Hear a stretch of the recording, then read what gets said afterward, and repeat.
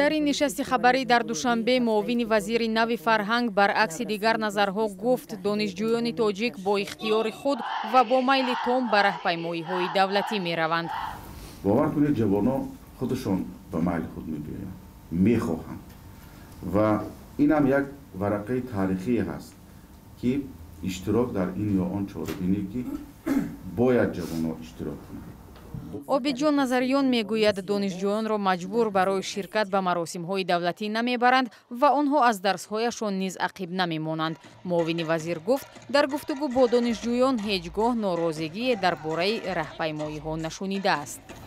аз ягон тошоман на калимаи қабеҳ ё ягон норозигӣ нисбати давлат, нисбати миллат, нисбати чунин ҳамин чорабинӣ нашунидам.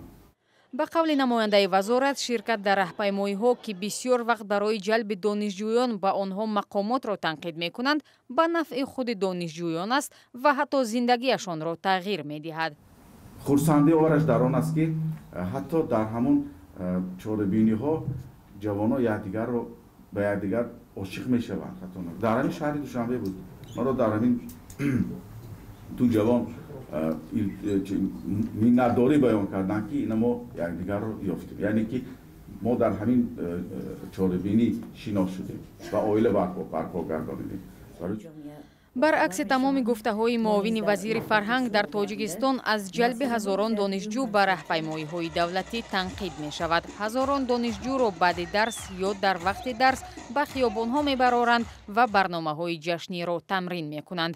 бисёре аз донишҷӯён аз гуруснагӣ ва хастагӣ зери офтоби сӯзон шикоят карданд.